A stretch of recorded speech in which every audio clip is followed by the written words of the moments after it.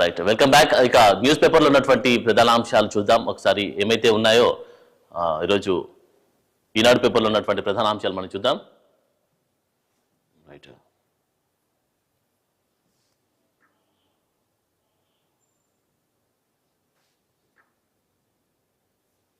Right. ఎవరిది సంతోషం కోసం 3 ఏళ్లకు అక్రమ కేసు, దురుద్దేశం రాజకీయ కక్షతోనే కేసు నమోదు, పోలీసులు ఒక కొత్త సాంప్రదాయానికి తెరతీశారంటూ కూడా ఒక వార్త చూస్తా ఉన్నాం.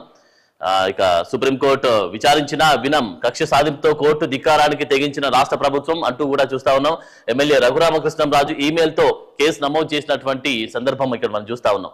ఐపీఎస్ లో సునీల్ కుమార్, పిఎస్ఆర్ తో పాటు మాజీ సీఎం జగన్ పై కేసులు. గతంలో అదే అంశంపై కోర్టులో ఆశ్రయించిన రఘురామ ఆయన ఆరోపణల్లో వాస్తవం లేదని తేల్చిన వైద్య నివేదిక. దాంతో ఆ పిటిషన్ ను తోసిపుచ్చిన హైకోర్టు, సుప్రీంకోర్టు, అత్యున్నత న్యాయస్థానం ఆదేశాలను లెక్క చేయకుండా తాజాగా కేసు నమోదు. చంద్రబాబు సర్కారు తీరుపై తీవ్ర విస్మయం వ్యక్తం చేస్తున్న న్యాయ నిపుణులు అంటూ కూడా వ్యక్తం చేస్తున్నటువంటి ఒక సందర్భం మనం చూస్తా ఉన్నాం.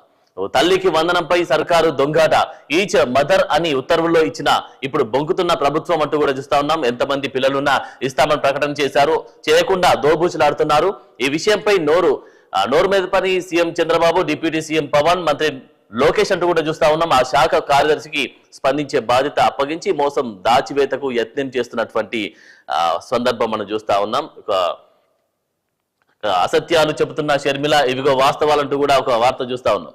అమ్మకు వందనం పథకంపై బాబు యూటర్న్, సర్వత్రా విమర్శలతో సంకట స్థితిలో టీడీపీ ప్రభుత్వం. సరిగ్గా ఈ సమయంలో నేనున్నానంటూ రంగంలోకి దిగిన షర్మిల, టీడీపీ వైఫల్యాలను కప్పిపుచ్చేందుకు వైఎస్ఆర్సీపీపై ఆరోపణలు, అమ్మఒడి పథకంపై దుష్ప్రచారంతో కూటమిని కాపాడే ప్రయత్నం చేస్తున్నటువంటి వార్త చూడొచ్చు.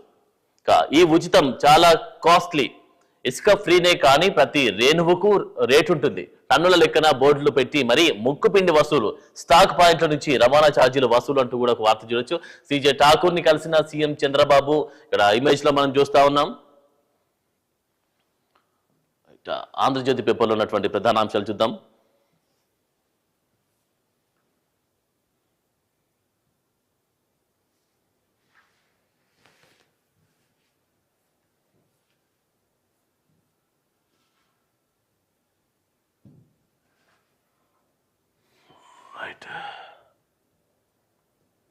ఓకే, ఇప్పుడు ఉన్నటువంటి సిచ్యువేషన్ ఏంటంటే ఒకవైపేమో ఇసుక రేణువులు అంటూ కూడా దోబూచులాడుతూ, ఇసుక రేణువు ప్రతి రేణువు కూడా ఒక రేటు ఉంటుంది అంటూ కూడా చేస్తాను. ఒక ఫ్రీ పథకం మాత్రం ఫ్రీయే కానీ ప్రతి రేణువు కూడా ఒక లెక్క కడతా ఉన్నారంటూ కూడా చెప్తున్నటువంటి వైఎస్ఆర్సీపీ చెప్తున్నటువంటి సిచ్యువేషన్ చూస్తా ఉన్నాం.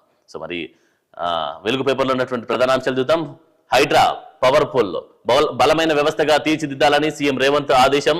గ్రేటర్ హైదరాబాద్ లో ప్రభుత్వ ఆస్తుల రక్షణకు ఏర్పాటు, ఓఆర్ఆర్ వరకు పరిధి విస్తరణ, సర్కారు భూములు, చెరువులు, నాలాల సంరక్షణ బాధ్యతలు, ఫ్లెక్సీలు, హోర్డింగ్లు తొలగింపు, జరిమానా వసూలు కూడా.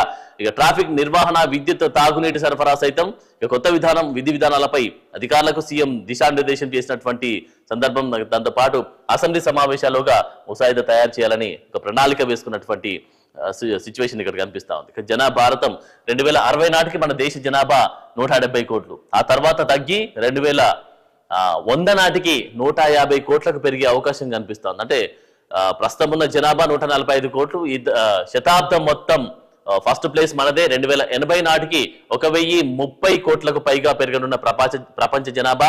2100 నాటికి 2100 సంవత్సరం నాటికి సగానికి పైగా తగ్గనున్న చైనా పాపులేషన్. యుఎన్ రిపోర్ట్ లో వెల్లడి చేసినటువంటి సిచ్యువేషన్ ఇక్కడ కనిపిస్తా ఉంది.